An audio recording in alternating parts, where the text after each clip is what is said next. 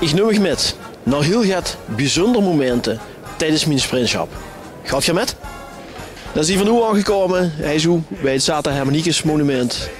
En het Zata Hermaniekes monument staat voor al die schoene muziek die door die Zata Hermaniekes gemaakt is geworden gedurende de hele periode. Zij hebben gezorgd voor de schoen klanken tijdens al die dag dat we rond hebben getrokken. En al die vreugde hebben gebracht met hun muziek bij heel veel lui. En dat doen ze met heel veel Zata Hermaniekes bij elkaar. En dat is chic. Chic om die oude muziek in ere te houden.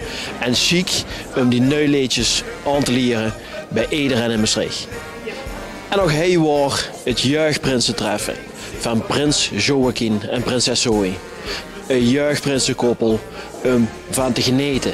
Dat heb ik gedaan, ze hebben genoten en ze hebben laten zien wie de jeugd vastelavond in Maastricht kan vieren.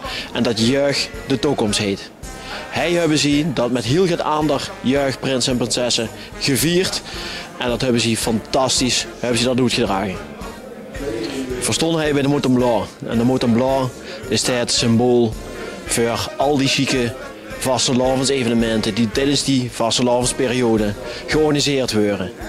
Mijn eigen stumkenzitting die hij plaatsvindt op vastelavondsmondagmorgen, hoe ik gelukkig de tijd heb gehad om heel even mijn gezicht te laten zien. Maar al die vastelavondsevenementen door al die vrijwilligers worden georganiseerd om die chique Maastrichter vastelavond in ere te houden.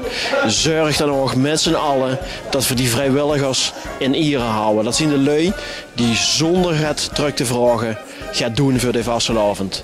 Laten we die eren. Verstond hij bij de Maastrichter Gijs. En de Maastrichter Gijs staat voor alles wat in ons leeft, alles wat dat gevoel geeft een vastelavond te vieren. En ik wil één vereniging en dan ook heel veel lui erbij heel erg bedanken. Dat zijn de Tempeliers. De Tempeliers die de vastelavond al heel lang in stand houden. Een hele chique, geoliede club die op heel veel plekken te zien zijn.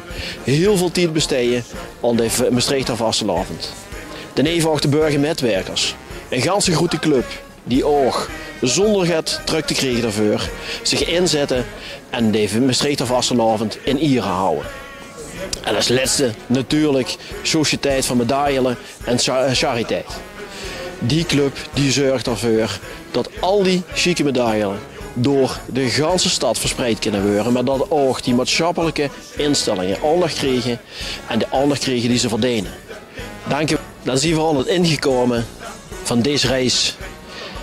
Dank u wel om die samen met mij te beleven. Sorry.